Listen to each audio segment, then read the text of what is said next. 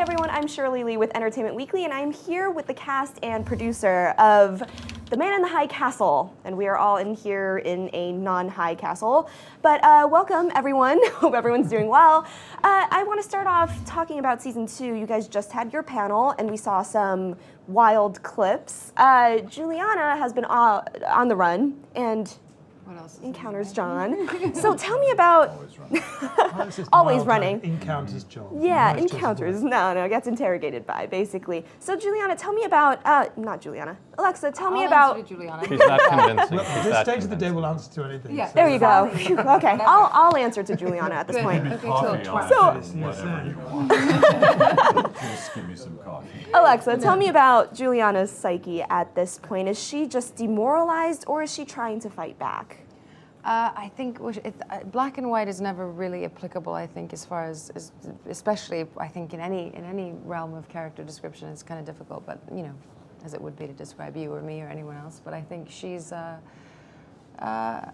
can't really tell you. I can't tell you. But she's not a damsel in distress. I think that is something that people often kind of misconstrue. She does have a plan. She's somebody who is very, very, very focused. So, though she's in great danger and could die at any second, she does have a mission, and she is somebody who's incredibly tenacious and driven and focused and has an extraordinary will to live. And so that's where we find her. Right, it seems like she has to escape both sides, so there's not really a neutral zone for her to operate in at this point. Correct. For you, how do you wrap your mind around that, around a character, a heroine who has to be, attacked from both sides, really? I think it's like anything. I think dynamics are as they are. When you get into a scenario like this, for example, the dynamic is such. You're going to interview me. I'm going to answer the questions. That just is what it is. I think when you dive into a character like that, the dynamics are such, and there is no questioning it. It's a difficult thing to explain. I don't think there's really a process to describe. But Juliana is in that space, and therefore, that's where we find me. For 7 months of my life. Oh boy. Yeah. Well then, all of that. moving along the line here, Brennan, it's really great to see you back. Thank you. Because you are one of the few characters who brings some levity into the situation by not being the best guy in the world. Right. But tell me about what's happening with him this season that you can tell me about. Is he still, trying to sell off fake? Well, no, he gets placed pretty quickly into precarious situations. So Childen starts dealing with some kind of life or death threats right away, and gets dragged into situations by Frank and Ed that reveal more about who he is, and you see some different sides of him, because Childen is not the best guy, but he's also not the worst guy. And I think it's true of the show, is that all of these characters are so complex and rich. There's no such thing, as as we've all spoken about, that there's no bad guy, there's no good guy. And Childen, particularly from the novella by Philip K. Dick, is so contradictory, and it's a real joy as an actor to be asked to play that, particularly in a series. It happens very rarely, where it's happening more and more as series become more and more complex and sophisticated narratively. But it's a really rewarding role to play. So you get to find him in a lot of new situations that hopefully show some of those complexities. Right. Well, speaking of complexities, Rufus, John has... Oh, I like that intro. That's good. Thank you. Nice. Did all right here. Did all right here. Can I help you? Yes. Complexities. Could you say Tell me deep, all dark, of and them. mysterious, and maybe I'll Yeah, answer. that too. Well, speaking of deep, dark, and mysterious. Yes.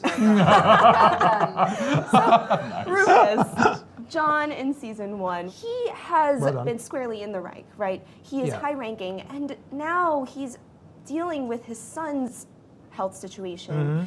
Is he going to be on shakier ground in season 2? What is he thinking? Absolutely. Well, it's funny. He'll be on shakier ground and stronger ground, because these two stories running concurrently that set up pretty much by the end of the first season, that he is on the ascendancy in his path to the very... I mean, he's already about as high as he can get within the American Reich, but he's suddenly pleased the boss of all bosses, whilst at the same time getting this terrible piece of potential news about his son. Those two stories develop.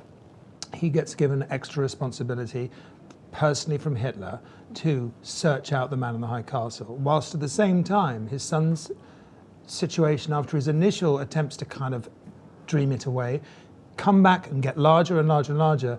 And so as he gets higher and higher potentially in the Reich, the very reason that he chose the Reich was to protect his family. And that same machine is about to devour his children or his child.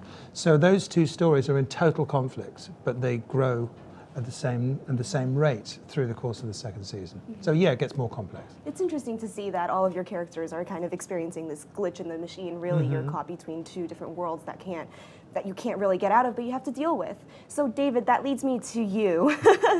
Working on the second season of this, what was the biggest challenge about thinking through what could possibly happen next after season 1?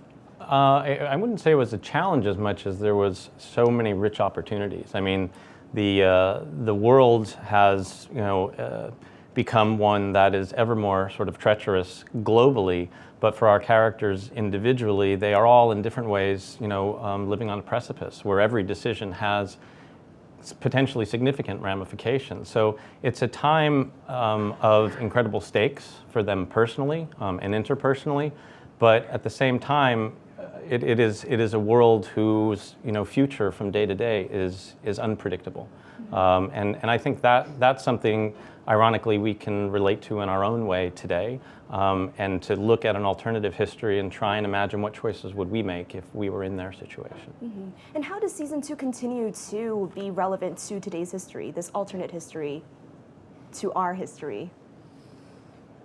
I've stumped It you all. holds a mirror up to our society. It holds a reverse mirror up to us. The show, in its alternate reality, it attempts to show us our own world and the problems that lie within it and our society, but in a reverse way, which builds up an echo chamber and makes it more significant and more resonant, and hopefully speaks on a deep level to people about the world that we are actually in.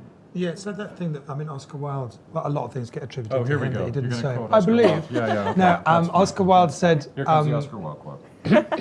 and I quote, a mask tells you more than a face, or give a man a mask and he will tell you the truth. There is somehow, because exactly what Brennan was saying, that this world, because it is at a remove, somehow the way it intersects with our own world and the one we know is very compelling. It's where the show really lives, actually. It's kind of something that exists between those two things in our imagination, where those two things intersect.